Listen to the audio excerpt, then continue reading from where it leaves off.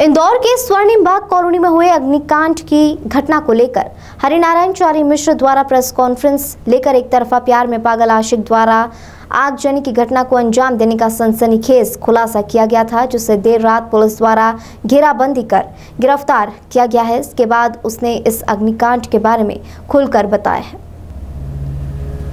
सरफरे आशिक ने खत्म कर दी 7 जिंदगियां, स्कूटी में लगाई थी आग जिससे जल गया पूरा घर। अग्निकांड के हर राज से उठाया पर्दा।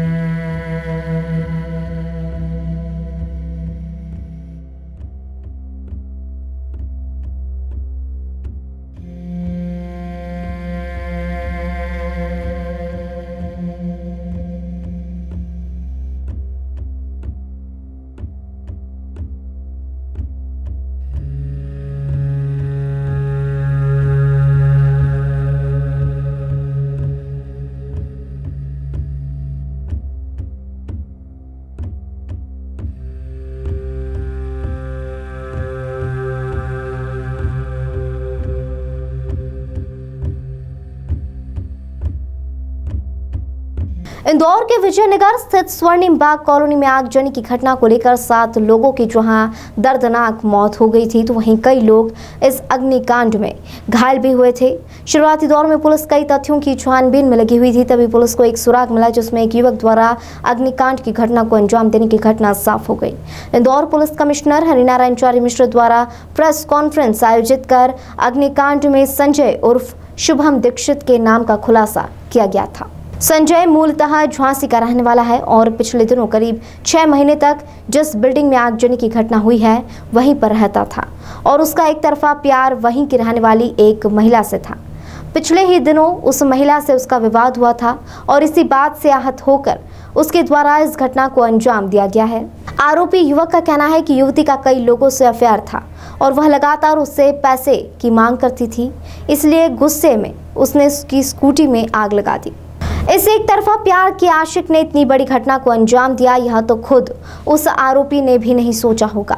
फिलहाल पूरी घटना के बाद खुलासा होने के चलते बीती रात सरफरे आशिक संजय उर्फ शुभम दीक्षित को विजयनगर पुलिस द्वारा गिरफ्तार किया गया है और उसे मेडिकल चेकअप के लिए MY अस्पताल भिजवाया गया है। फिलहाल पकड़े गए संजय से पुलिस पूछताछ में अग्निकांड की घटना को अंजाम देने को लेकर मूल कारणों पर पूछताछ कर सकती है और उसी के बाद इस पूरे अग्निकांड के मुख्य तथ्य सामने आने की संभावना है। करना चाहता था सर, फिर वो सर पीछे पड़ी थी, बार-बार पैसे मांगती थी सर। अच्छा तो तुम मांग रहे थे उससे पैसे? नहीं सर, मैंने तो सर उसको दिए ही है, मैंने कभी नहीं दिया सर। वो मांग रही थी? हाँ सर। किस बात के? कभी कुछ दिला दो, कभी कुछ दिला दो। हाँ सर बाद में पता चला कि वो बेवकूफ़ बना रही सर। हाँ। वो तो कई लोगों के साथ लगी हुई है। हाँ सर फिर मैंने कहा आज से तेरे से कोई बात नहीं करूँगा, तो वो पीछे ही पड़ी थी सर। तो मैंने सोचा सिर्फ गाड़ी की सीट जला दूँगा, बस उसके बाद सब खत्म कर दूँगा। सर मुझे नहीं मालूम था इतना बड़ा कुछ हो जाएगा सर, कभी नहीं सोचा था सर कभी ऐसा कुछ होगा सर। कब पता चला तुझे? सर ये मुझे सुबह पता चला सर। जैसे? उस लड़की का फ़ोन आया मेरे पास। क्या बोली? फिर मल्टी में आग लग गई। फिर तुमने क्या बोला? सर मैंने कुछ भी नहीं बोला, मुझे समझ में नहीं आया मैं क्या करूँ। सर वो दिन भर घर पर ही रहा अपने। हाँ और वो शाम को फिर किसी का आया मैसेज, उसने बताया कि टीवी में आ गया सर। हाँ सर मुझे कुछ समझ में नहीं आ रहा था मैं क्या करूँ। मैंने एक दोस्त से बात करी थी, मैंने यही कहा था मैं सरेंडर कर दूँगा। हाँ तो उसने बोला ठीक है कर दो, तो उसी के साथ फिर 2 भैया लोग आए थे, तो उन्हीं के साथ बैठ के आ गया सर। वो लड़की ने क्या बोला फ़ोन लगा के तुमको? मल्टी में आग लग गई है। हाँ तब तुमने बताया उसको कि मैं नहीं लगाई है? नहीं सर, तो मैंने कुछ भी नहीं बोला सर, मुझे नहीं मालूम था इतना बड़ा हादसा हो जाएगा। अच्छा इतने मारे तुमको पता चला? हाँ सर मैंने टीवी में देखा सर। उसके बाद खोल रहे?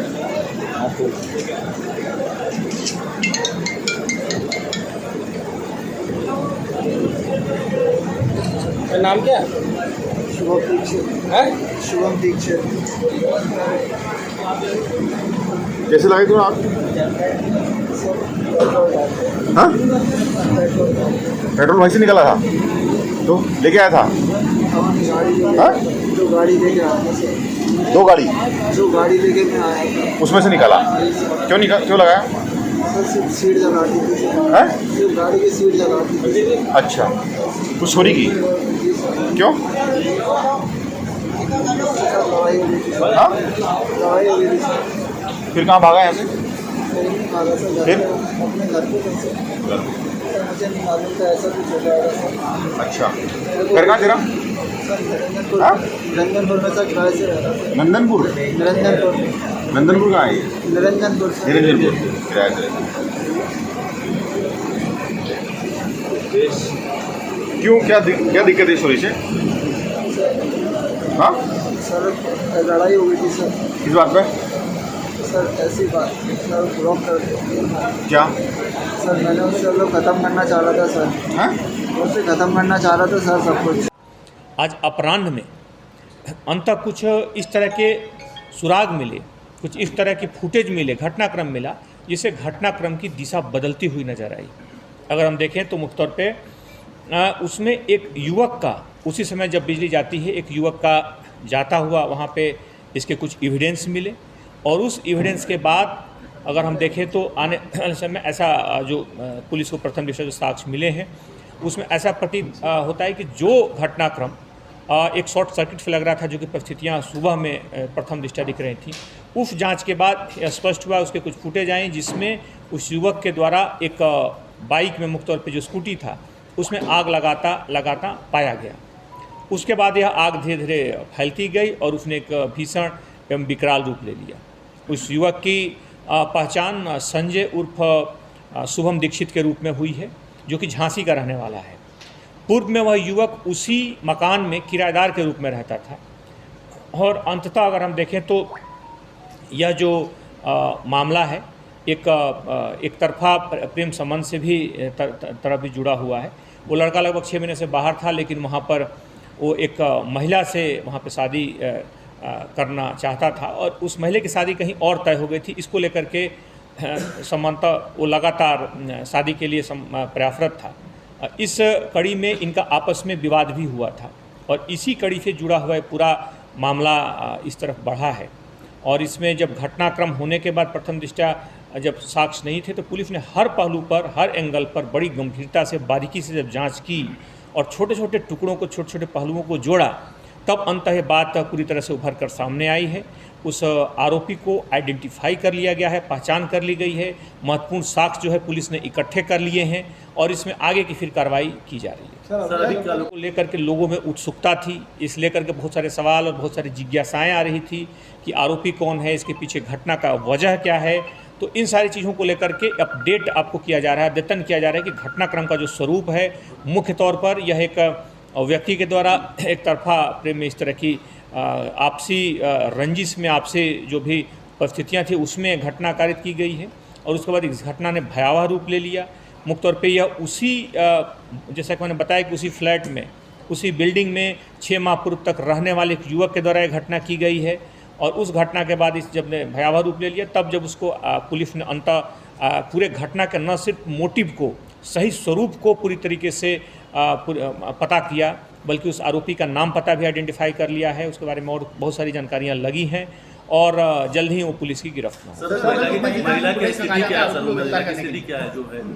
महिला की स्थिति सामान्य है, महिला को जो उसमें पूरी तरह से स्थिति सामान्य है, और अभी वो बिल्कुल खतरे से बाहर हैं। उनसे हमारी टीम ने भी, हम लोगों ने भी उसमें डिटेल्स में बात की है, और पूरी तरीके से खतरे से बाहर है, पूरी तरह स्थिति सामान्य है। उसी बिल्डिंग में रहती थी सर वो महिला उसी बिल्डिंग में रहती थी। सर आग इसने क्या स्कूटी को जलाने के लिए लगाई थी या फिर? हाँ, जो घटनाक्रम देख करके उसमें लगा, मुख्य तौर पे उसने आग लगाई है। मुख्य तौर पे आरोपी से मिलने के बाद उससे पूछताछ की जाएगी, प्रथम दृष्टया आग उस वहाँ पर स्थानीय दफ्तर पर लगाई गई है, लेकिन इस पूरी तरह से आग ने एक भयावह रूप ले लिया और एक भीषण हादसे का वजह बनी। सर पेट्रोल वहीं बाइक से निकाला था क्या? पहले बाइक से निकाल के फिर वहीं आग लगाई? ऐसा प्रतीत होता है। बाकी इन्वेस्टिगेशन में और हमारी जो फॉरेंसिक की टीम है उसमें घटना से जुड़े बारीक पहलुओं पर उसमें विवेचना करेगी। फॉरेंसिक की टीम भी हमारी पहुंची है, उन चीज़ों की बारीकी से तस्दीक कर रही है, लेकिन प्रथम दृष्टया ऐसा प्रतीत होता है कि कुछ ऐसा ज्वलनशील पदार्थ, मुख्य तौर पर किरोसिन वाला पेट्रोल जैसी चीज़ें जो कि आगे फॉरेंसिक टेस्ट में आएंगी,